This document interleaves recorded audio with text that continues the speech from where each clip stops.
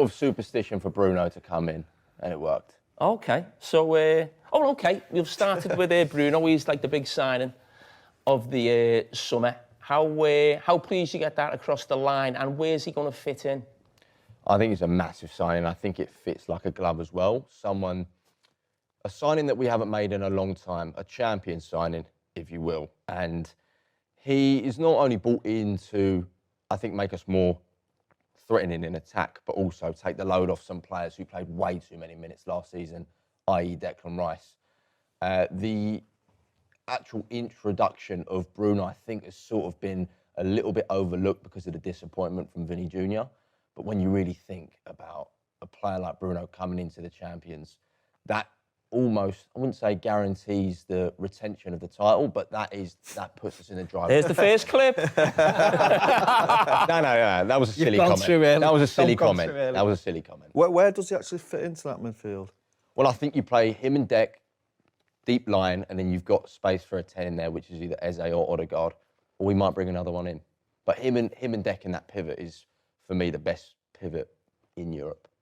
I wouldn't describe him as a pivot player, though, would you? That's not the best pivot in Europe. No. You haven't even played a game together yet. Sorry, let me retract Europe. Premier League.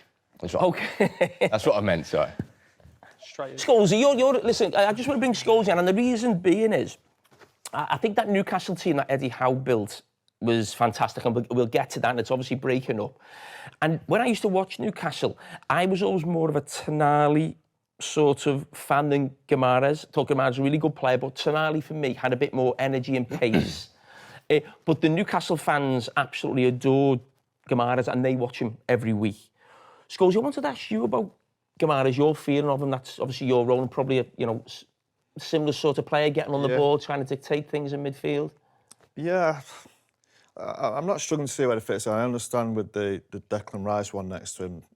I think he needs legs around him. Yeah, I think what he had at Newcastle was perfect for him.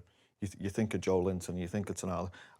I spoke about Tonali early in probably January time, saying I'd love him to come to United over Guimarães because of his athleticism, because of his leg. I think he can get around the pitch a lot better now. I think Bruno needs that around him, and he will have Declan Rice around him. But I think he played in a 3 there at Newcastle. I love Newcastle midfield. I think them 3, I think you could have picked them up and took them to virtually any team in the Premier League or across Europe. I thought they were that good together. Now, is Declan Rice right for him? I don't know. I don't know. He's going to have to do it every week as well. At Newcastle, sometimes you can probably get away with it. You might have to do it 3 in 5 games or something. But Arsenal, as a champion, you've got to do it all the time because there's always somebody there who's ready to take your place. Just to counter that, I think last season, Arteta really capitalised on saying that a game is played in 2 halves, and we had sort of 2 different teams in 2 different halves quite a lot of the time.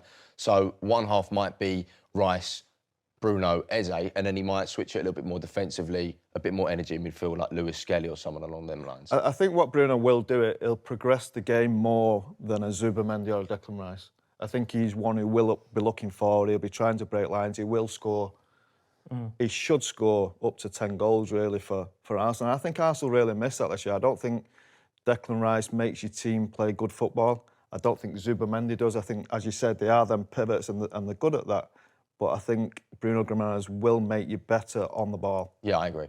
I'm really interested to see how he does. I know he's a good player, but when sometimes as fans we all have an opinion on a player, but everybody around you tells you they're better than what you see. And you think to yourself, it must be me. Everyone else keeps saying how good Bruno Guimarães is. And I think he is a good player. So I'm interested to see how he does.